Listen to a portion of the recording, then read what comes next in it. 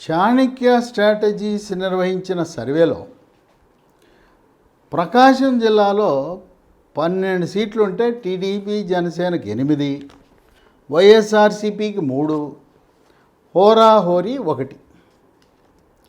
ఇక నెల్లూరు విషయానికి వస్తే 2019 ఎన్నికల్లో 10 సీట్లకు 10 సీట్లు అన్ని సీట్లను వైఎస్ఆర్సీపీ కైవసం చేసుకుంది. ఇంకో విషయం ఏంటంటే నెల్లూరుతో పాటు రాయలసీమలో ఇక్కడ 52 సీట్లు ఉన్నాయి, నెల్లూరుతో కలిపి 62 సీట్లు ఉన్నాయి. ఈ 62 సీట్లలో విశేషం ఏంటంటే తెలుగుదేశం పార్టీ తీవ్రంగా నష్టపోయింది. కేవలం 3 నియోజకవర్గాల్లో విజయం సాధించింది. 62 నియోజకవర్గాలకు 3 విజయం సాధించింది 2019లో. అవి కూడా ఏంటి? హిందూపురంలో బాలకృష్ణ, ఉరవకొండలో పయ్యావుల కేశవ్, కుప్పంలో చంద్రబాబు నాయుడు. అంటే రాయలసీమలో వాషౌట్ అయిపోయింది తెలుగుదేశం పార్టీ. దీనికి కారణం ఏంటంటే ఓట్లు చీలిపోయినాయి. జనసేన బలిజ సామాజిక వర్గం ఎవరైతే రాయలసీమలో నెల్లూరు జిల్లాలో ఉన్నారో వాళ్ళందరూ కూడా జనసేన పార్టీని ఆదరించటం వల్ల ఆ విధంగా ఓట్లు చీలిపోయి వైఎస్ఆర్సీపీ పార్టీ ప్రభంజనాన్ని చూపించింది. కానీ ఇప్పుడు పరిస్థితి భిన్నంగా ఉంది.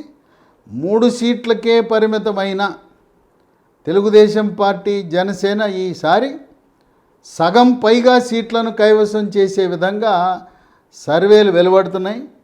నెల్లూరు జిల్లాలో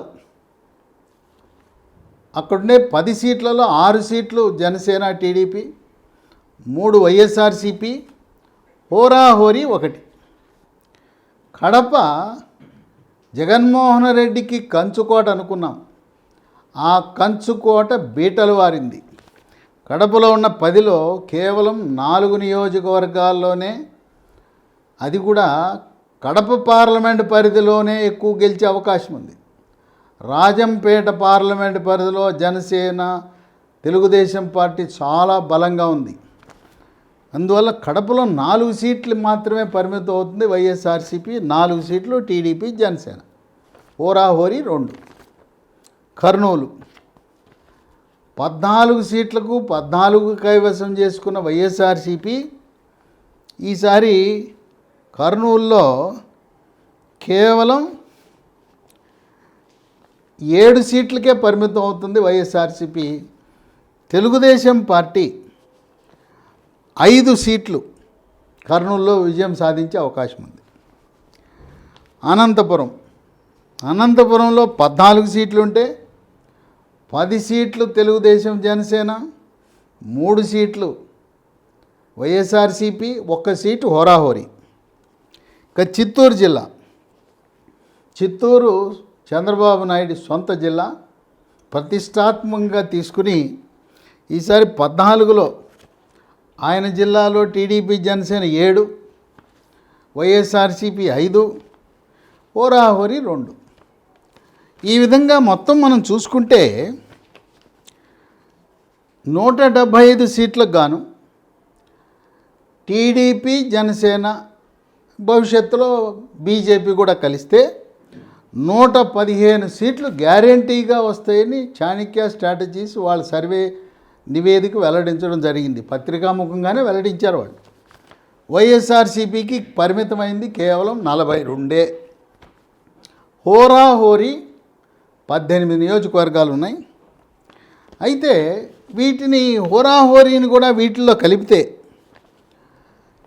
తెలుగుదేశం జనసేన భవిష్యత్తులో కలవబోయే బీజేపీ కూటమి 115 నుంచి 128 మధ్యలో సీట్లు వస్తాయని, వైఎస్ఆర్సీపీ పార్టీ 42 నుంచి 55కు పరిమితం అవుతాయని, ఇక ఇతరులు 4 నుంచి 7 సీట్లు ఉండే అవకాశం ఉందని ఈ సర్వే వెల్లడిస్తూ ఉంది. ఈ సీట్లు ఇప్పుడు రాబోయే సీట్లు చూస్తే 2014లో జనసేన తెలుగుదేశం బీజేపీ కూటమి కంటే కూడా ఎక్కువ సంఖ్య ఉంది. దానికి కొన్ని కారణాలు ఉన్నాయి. జగన్మోహన్ రెడ్డి స్వయంకృతాపరాధం. ఎన్నికల ముందు మేము అమరావతిని అభివృద్ధి చేస్తామని జగన్మోహన్ రెడ్డి ఎన్నికల మేనిఫెస్టోలో చెప్పాడు. కృష్ణా, గుంటూరు, పశ్చిమ తూర్పుగోదావరి, ప్రకాశం జిల్లాలో ఉండే వైఎస్ఆర్సీపీ నాయకులందరూ కూడా మేము అధికారంలోకి వస్తే, జగనన్న అధికారంలోకి వస్తే అమరావతి రాజధానిగా కొనసాగుతుంది అని చెప్పారు. ఈరోజు అమరావతిని రాజధానిని 3 ముక్కలు చేసి ఈరోజు రాజధాని లేని రాష్ట్రం ఏదంటే అమరావతి. ఈ అమరావతి దెబ్బ పెద్ద షాక్ వైఎస్ఆర్సీపీకి. కృష్ణా, గుంటూరు, పశ్చిమ, తూర్పు, ప్రకాశం 5 జిల్లాల్లో వైఎస్ఆర్సీపీ పార్టీ అమరావతి దెబ్బకు వాషౌట్ అయిపోతుంది. అక్కడ అందరూ కోరుకునేది అమరావతి రాజధాని. ఇక్కడ రాజకీయాలు కాదు, రాజకీయ పార్టీలు కాదు, మాకు అమరావతి రాజధాని కావాలి, మా ప్రాంతాభివృద్ధి కావాలని కోరుకుంటున్నారు. కనుక అమరావతి రాజధాని సెంటిమెంట్ దెబ్బకు వైఎస్ఆర్సీపీ పార్టీ ఈ 5 జిల్లాల్లో తూర్పు, పశ్చిమ గోదావరి, కృష్ణా, గుంటూరు, ప్రకాశంలో ఉనికిని కోల్పోయే పరిస్థితి ఉంది. 5 ఏళ్ళు పాలన చేశాడు జగన్మోహన్ రెడ్డి. ఎక్కడ వేసిన గొంగళి అక్కడే పోలవరం పూర్తిగాల. ఆయన అధికారంలో వచ్చే నాటికి అప్పటికే చంద్రబాబు నాయుడు టీడీపీ ప్రభుత్వం 70% పనులు పూర్తి చేస్తే ఆ 30% పనులకు కూడా మోక్షం లేదు, పనులు పూర్తిగాల. పోలవరం వల్ల అసంతృప్తిగా గోదావరి జిల్లాలో దాని ప్రభావం పడుతుంది. ఇక జగన్మోహన్ రెడ్డి ఆయన కక్ష, పగ, ప్రతీకారంతోనే ప్రారంభించాడు. చంద్రబాబు నాయుడు నివాసానికి పక్కనుండే బ్రహ్మాండమైన ఒక కాన్ఫరెన్స్ హాల్ని దాన్ని కూలగొట్టడంతోనే ప్రారంభించాడు. అంటే ఈయన పరిపాలన కూలగొట్టాలతోనే ప్రారంభించాడు. ఆ హాల్ని వేరే దేనికైనా ఉపయోగించుకోవచ్చు, లేదా హాలు అవన్నీ అసెంబుల్ చేసినాయి, ప్రీ ఫ్యాబ్రిక్ స్ట్రక్చర్. దాన్ని తీసుకెళ్ళి సెక్రటేరియట్ పక్కన మళ్ళీ పునఃస్థాపించే అవకాశం ఉన్నా చంద్రబాబు నాయుడు కట్టింది ఎందుకు ఉండాలని చెప్పి ఆదేశాలు ఇచ్చి దాన్ని ఆగమేఘాల మీద ప్రభుత్వ ధనాన్ని వృధా చేస్తూ 15 కోట్ల విలువ చేసే ఆ కాన్ఫరెన్స్ హాల్ను కూలగొట్టడంతోనే ప్రారంభమైంది జగన్మోహన్ రెడ్డి యొక్క పరిపాలన. ఇక కక్ష, పగ, ప్రతీకారం, కొన్ని కులాలపై పగబట్టడం, దానివల్ల ఇక చివరికి చంద్రబాబు నాయుడు అరెస్టు, ఆయన 53 రోజులు జైల్లో పెట్టడం. చంద్రబాబు నాయుడు జైలుకి వెళ్ళటం వల్ల ఆయన పేరు, ప్రతిష్టలు, ఖ్యాతి పెరిగింది. తాత్కాలికంగా ఇబ్బందులు పడ్డాడు. అయినా దానివల్ల తెలుగుదేశం పార్టీ, జనసేన కలవటం, చంద్రబాబు నాయుడు జైల్లో ఉండగానే జనసేన అధినేత పవర్ స్టార్ పవన్ కళ్యాణ్ వెళ్ళి నేను బీజేపీని ఒప్పిస్తా, వాళ్ళు నా మాట వింటారు, ప్రధానమంత్రి గారు నా మాట వింటారు, ఏది ఏమైనా నా నిర్ణయం, జనసేన తెలుగుదేశం పార్టీ కలిసి పోటీ చేయబోతున్నాయి, జగన్మోహన్ రెడ్డి ఆ ముఖ్యమంత్రి పదవిలో కొనసాగటానికి అనర్హుడని ప్రకటించేశాడు. అంటే బీజేపీని కూడా సంప్రదించకుండా తను ఏ ఎన్డీఏ కూటమిలో భాగస్వామి ఉన్నాడో దాన్ని కూడా ఖాతరు చేయకుండా, లెక్క చేయకుండా చంద్రబాబు నాయుడుతో మైత్రి ప్రకటించడం అనేది ఒక విశేషం. ఆ విధంగా చంద్రబాబు నాయుడు అరెస్టు, ప్రశాంత్ కిషోర్ పీకే వద్దు వద్దు, నష్టం జరుగుతుంది, వద్దు వద్దు అన్నా కూడా వినకుండా ఆయన అరెస్ట్ చేసి స్వయంకృతాపరాధము, భస్మాసుర హస్తముల, భస్మాసురుడు ఏ విధంగా తల మీద చేయబెట్టుకుని భస్మమయ్యాడో అదేవిధంగా చంద్రబాబు నాయుడు యొక్క అరెస్టు ఆత్మహత్య సదృశ్యమని విశ్లేషకులు భావిస్తున్నారు. ఇక అది ఎలా ఉంటే జగన్మోహన్ రెడ్డి 16 నెలలు జైల్లో ఉంటే పార్టీని కాపాడింది, రక్షించింది అమ్మ, చెల్లెలు విజయమ్మ, చెల్లెలు షర్మిల. పగలనక, రాత్రనక, ఎండనక, వాననక పాదయాత్ర చేసి పార్టీని పరిరక్షిస్తూ, వాళ్ళు పాదయాత్ర చేసి పార్టీని రక్షిస్తే వాళ్ళకు దక్కిన గౌరవం, మీరు వెళ్ళండి, మీకు ఆంధ్రప్రదేశ్లో పనేంటి, కడప జిల్లాలో పనేంటి, మీరు తెలంగాణకు వెళ్ళండి, అక్కడ తెలంగాణలో హాయిగా నివసించండి పక్కన రాష్ట్రంలో అని వీడ్కోలు పలికాడు జగన్మోహన్ రెడ్డి. అక్కడ ఆంధ్రప్రదేశ్ ప్రజలు ఏమనుకుంటున్నారంటే, ఏ ముఖ్యమంత్రి అండి, అమ్మా చెల్లెల్ని వాడుకుని ఆ 16 నెలలు వాళ్ళు పాదయాత్ర చేయకపోతే అసలు పార్టీ ఉండేదా, పార్టీ పతనమయ్యేది కదా. ఇక అమ్మా చెల్లెల్ని ఆదరించిన వాడికి మమ్మల్ని ఉద్ధరిస్తాడని మాట్లాడుకుంటున్నారు. మరొక అంశం, వైఎస్ వివేకానందరెడ్డి బాబాయ్ హత్య. ఇది కడప జిల్లాలో జగన్మోహన్ రెడ్డి ముఖ్యమంత్రికి సన్నిహితులు అనుచరుల వాళ్ళ సారథ్యములో వాళ్ళ ప్రమేయంతో జరిగిందని కోర్టులు మరి ప్రజలు పత్రికలు ఘోషిస్తున్న తరుణంలో వైఎస్ వివేకానందరెడ్డి హత్య కూడా వైఎస్ఆర్సీపీ పార్టీలో ఉన్న అక్కడుండే ప్రజాప్రతినిధులు, లోక్సభ సభ్యులు, శాసనసభ్యులు మెడకు చుట్టుకోవడం వల్ల, అది కూడా బాబాయి హత్య కూడా వైఎస్ఆర్సీపీ పార్టీ విజయానికి ప్రతికూలంగా మారిందని విశ్లేషకులు భావిస్తున్నారు. ఇక ఈ రోజున ఆంధ్రప్రదేశ్లో ఎక్కడికి వెళ్ళినా, ఏ గ్రామము, ఏ మండలము, ఏ జిల్లాకు వెళ్ళినా గుంతల రోడ్లు ప్రదర్శనం. ఎక్కడ చూసినా గుంతల రోడ్లే. ఇప్పుడు ఆంధ్రప్రదేశ్ ట్రేడ్ మార్క్ ఏదంటే గుంతల రోడ్లు అంటున్నారు. ఆ గుంతల రోడ్లు పూడ్చాలంటే, మళ్ళీ పునర్నిర్మాణం చేయాలంటే కనీసం సంవత్సర కాలం పడుతుంది. ఆ గుంతల రోడ్ల మీదే ప్రయాణించి పోలింగ్ బూత్కి వెళ్ళినప్పుడు ఎవ్వరూ కూడా ఈ ఫ్యాన్కు ఓటు వేయటం అనేది అసంభవం అని విశ్లేషకులు భావిస్తున్నారు.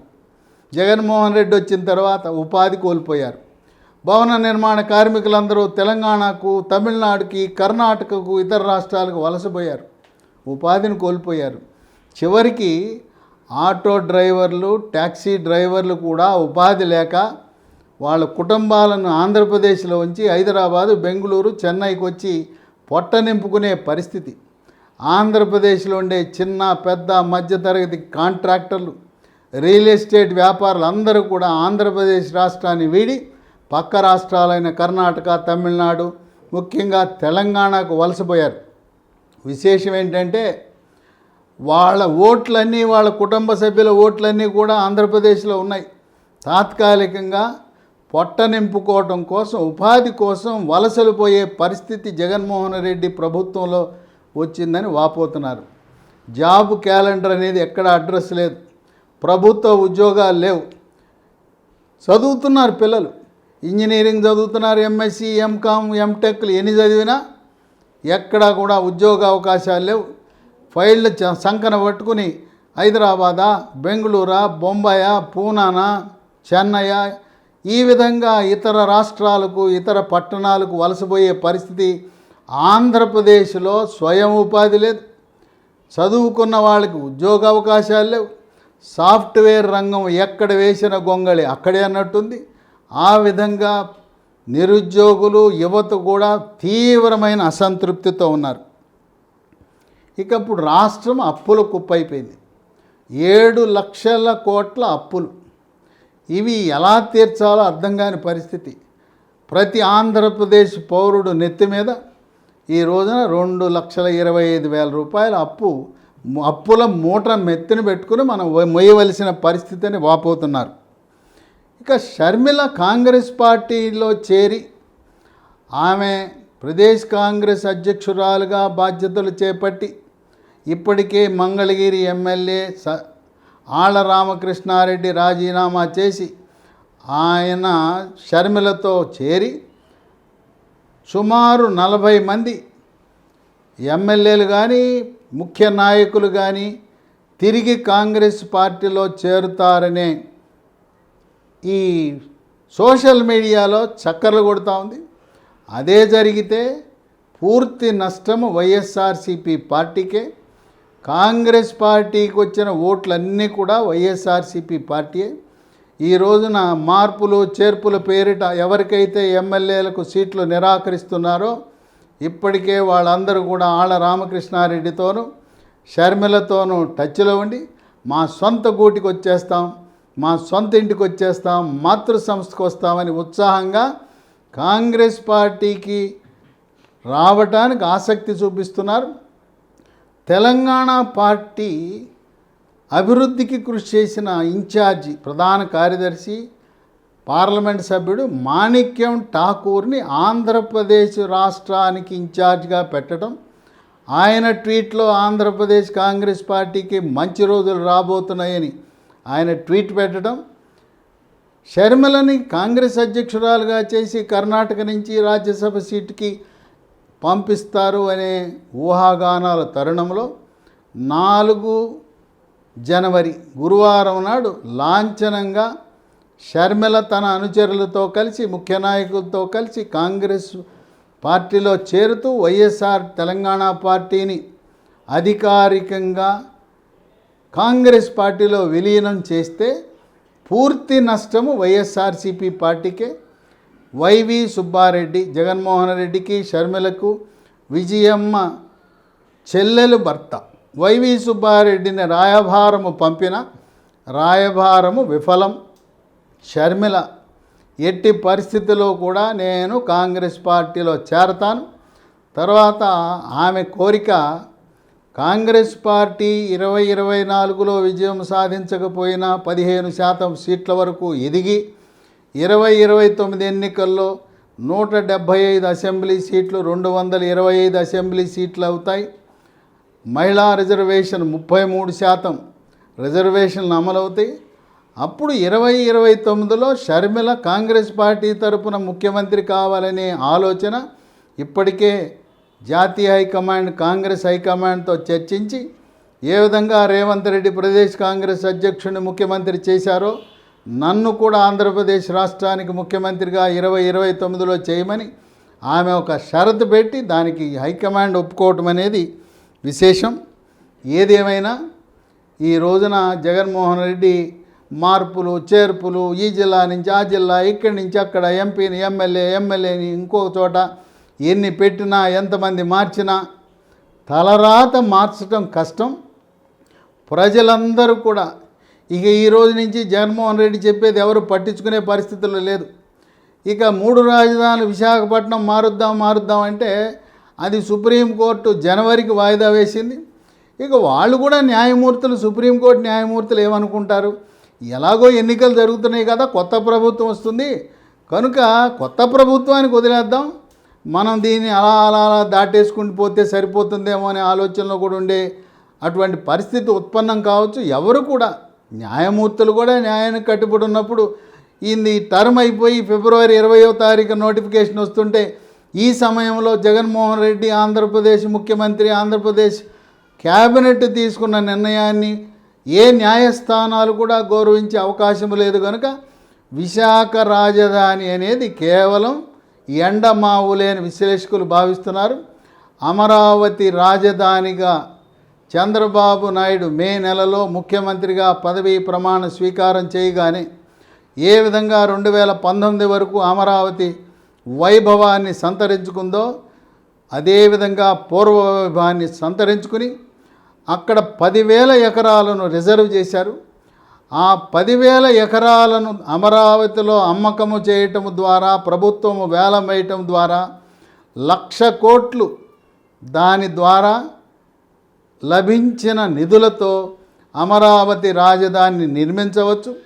ప్రజలపై పన్నుల భారం లేకుండా అక్కడే రైతులు ఇచ్చిన 10,000 ఎకరాలు చాలు దాన్ని అమరావతి అభివృద్ధి చేయటానికి.